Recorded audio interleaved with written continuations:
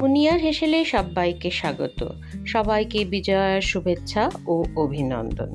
আজ মুনিয়ার হেসেলে আছে ভেটকি মাছের পাতুরি, খুবই সহজ বানানো।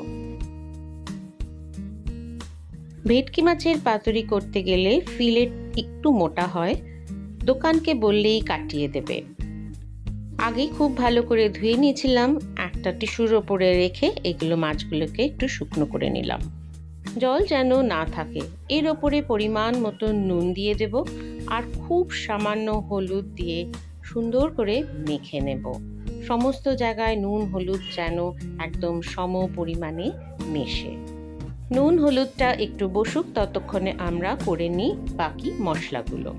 আমি 9 পিস পাতুরি করব, তাই 3 টেবিল স্পুন পোস্ত এবং 3 টেবিল স্পুন সাদা সর্ষে নিয়েছি, সঙ্গে ইচ্ছা মতন লঙ্কা। সর্ষের ঝাঁজ অনেকে খেতে পারে না, তারা সর্ষে একটু কম নিতে পারো, অর্থাৎ 2 টেবিল স্পুন অন্তত নিও।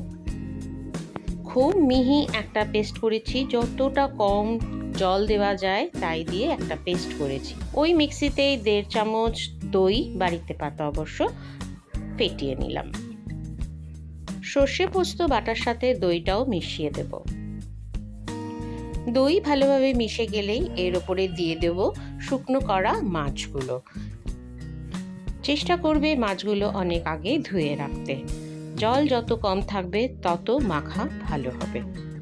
এইভাবে হাত দিয়ে বেশ ভালো করে সমস্ত পেস্টগুলো সমস্ত মাছে একরকমভাবে মিশিয়ে রেখে দেব। সর্ষে বাটায় নুন আছে, মাছেও নুন আছে, নুন খুব সন্তর্পণে দেবে এই সময়।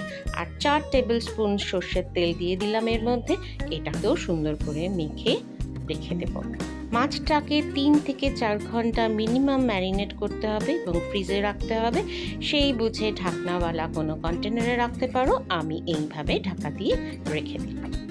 মাছ ফ্রিজ থেকে বার করার আগে বেশ কিছু কাজ সেরে নিই। পাতাগুলো খুব ভালো করে ধুয়ে নিয়েছি এবং একটা গরম তাওয়ার উপর দিয়ে দিলাম, দিয়ে এটাকে কোনো থালা দিয়ে ঢেকে দেব এবং এটাকে বেশ খানিকক্ষণ তাওয়ায় গরম হতে দেব। দিলেই ঠিক এই রকম নরম হয়ে যাবে পাতাগুলো। 4 ঘন্টা হয়ে গেছে, মাছগুলো বার করে নেব। খুব ঠান্ডা ভাবটা চলে গেলে এর মধ্যে দিয়ে দিলাম 3 চামচ মতন আবার সর্ষের তেল। আবার এটাকে ভালো করে মিশিয়ে নেব। মাখা যত ভালো হবে, মাছের প্রিপারেশনও তত ভালো হবে। মাছ এখন নর্মাল টেম্পারেচারে চলে এসেছে। একটা একটা করে পাতা নিয়ে নেব।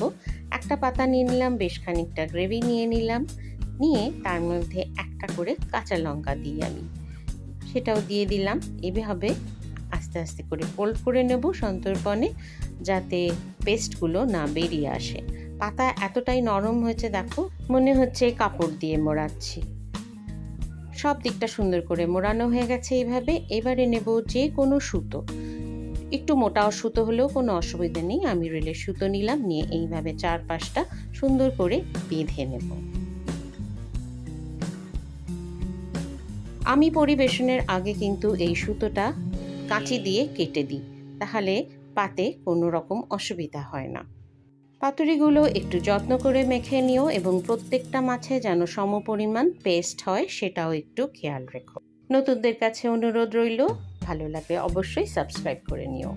আমি একটা তাওয়ার মধ্যে 1 চামচ সর্ষের তেল দিয়ে তাওয়াটা বেশ গরম করে নিয়েছি এবং একটা একটা করে সাজিয়ে দেবো। আমার এখানে 3টেই ধরবে, তাই 3টেই নিলাম এবং এটাকে একটা ঢাকা দিয়ে দেবো। আঁচ কিন্তু আছে লোতে। 4 মিনিট পরে আস্তে করে একটা একটা করে আবার উল্টিয়ে দেব। পাতার রং কিন্তু চেঞ্জ হয়ে গেছে। আবার এটাকে ঢেকে দেব। এবার মিডিয়াম ফ্লেমে 3 মিনিট রেখেছিলাম।